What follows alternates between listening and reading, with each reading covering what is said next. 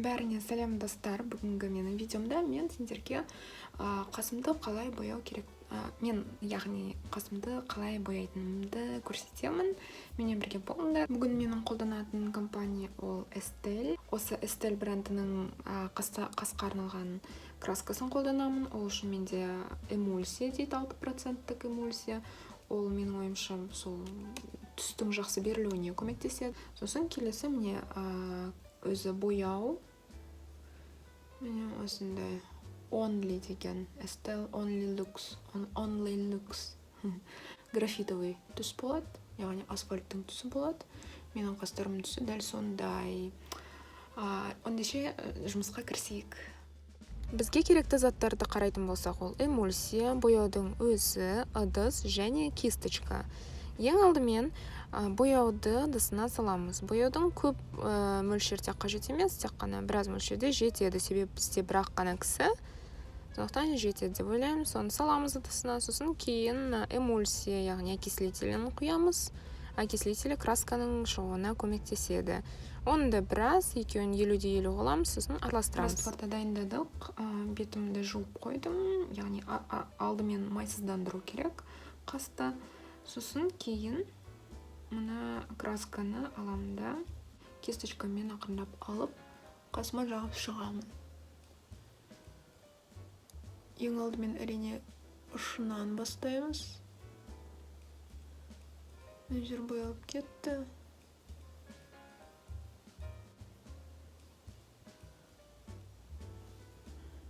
Тез жұмыс істеуге тырысамыз, себебі краска өте тез алынады. Осылай бояғаным маған примерно бір апта, 2 аптаға жетеді.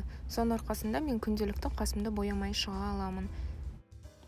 Мен арнайы қабат-қабат қылып жағамын. Солай мен жақсырақ көремін. Красканы қалың қабат қылып жағамын және сыртқа шығудан қорықпаймын. Ең бастысы барлық шаштардың бәрі осы красканың қалың қабатында жату керек.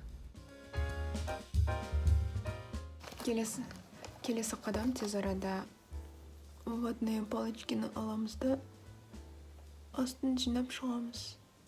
Так.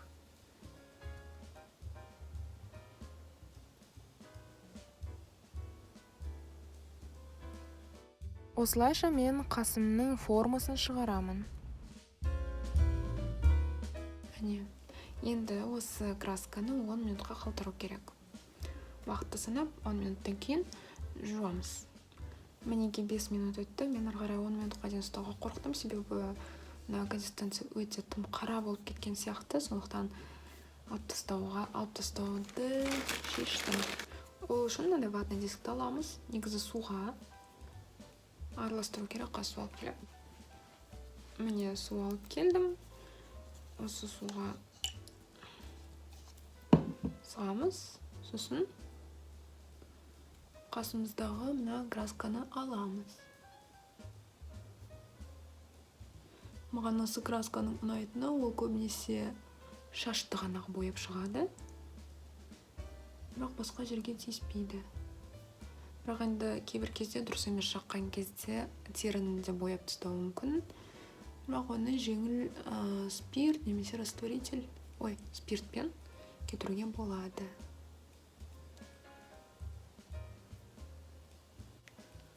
Мінеки қастарымыз дайын болды. Байқап отырғандарыңызда мына жерде бұрын менде шаш жоқ болатын. Қазір мен оны мына Oriflame'ның Hair X шаш өсіру активаторын қолдана отыра мен шашымды өсіріп алдым, қасымды. Мына жерде міне қалың болып тұр міне. Мына жерде уже жұқа. Терінде бояп кетті, жарайды. Енді осылай күні бойына қасты боямай жүре беруге болады. Сондықтан достар, осымен бітті. Қас бояу процесі осылай жүреді. Назарларыңызға рахмет. Менің каналыма жазылып, лайк басуды ұмытпаңыздар. Сау болыңдар.